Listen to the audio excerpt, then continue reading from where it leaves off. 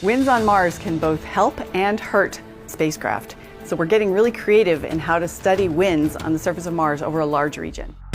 That rover became a stratigrapher. First time you had a stratigrapher on Mars. Opportunity hit a hole-in-one when she landed. The airbag system rolled into this small crater called Eagle Crater. And when the rover first turned on its cameras, it saw that the rim of the small crater was lined with exposed bedrock. All of a sudden we got high-rise images. We could see the rover in the image.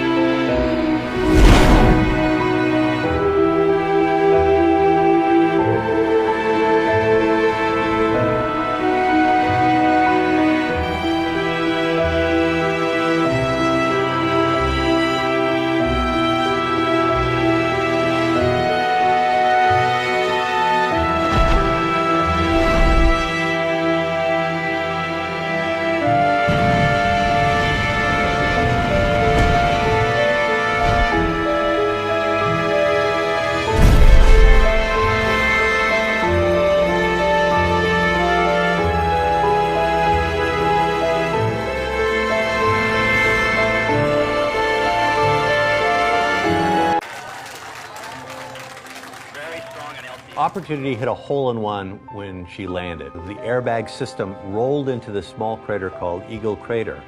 And when the rover first turned on its cameras, it saw that the rim of the small crater was lined with exposed bedrock.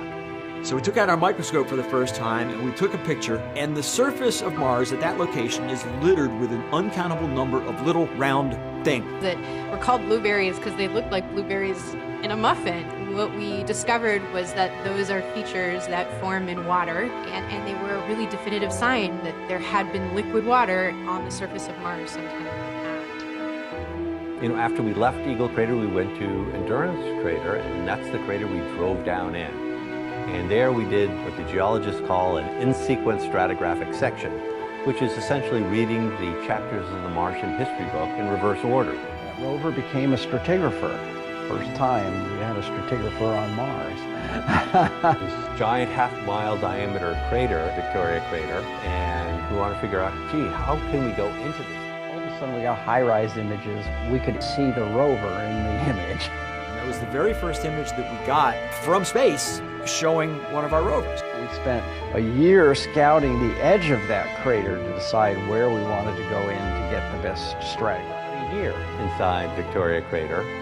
The science team was really excited about the idea of driving to Endeavour Crater, over 20 kilometers away. This is a long drive to do. It was going to take multiple years, but they decided to do it anyways.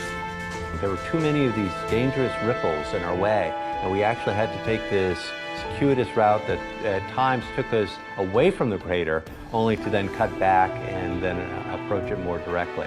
And then we pull up to Endeavour Crater, and all of a sudden there's all these new things to look at.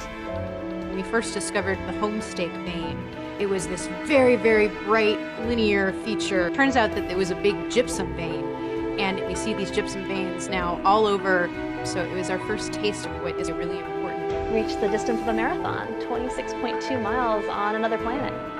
We continued driving through some slopes down a little bit on the interior of the crater rim until we came back out so that we could continue on to the next valley, Perseverance Valley, where the rover was exploring when we lost contact.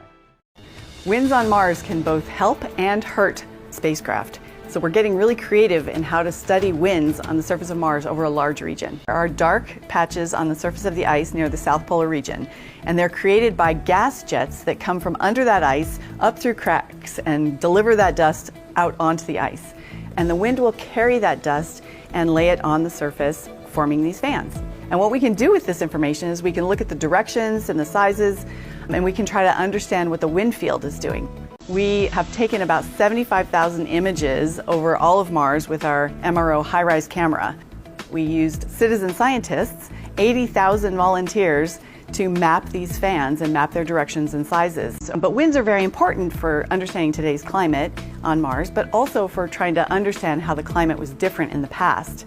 We also have huge dust storms that occur on Mars sometimes. But we don't understand why some storms become global and some don't.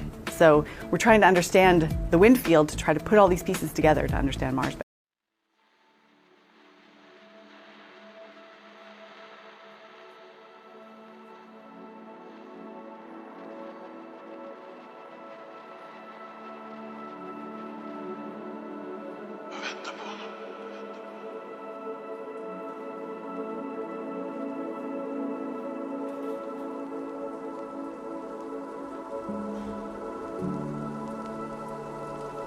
Yes.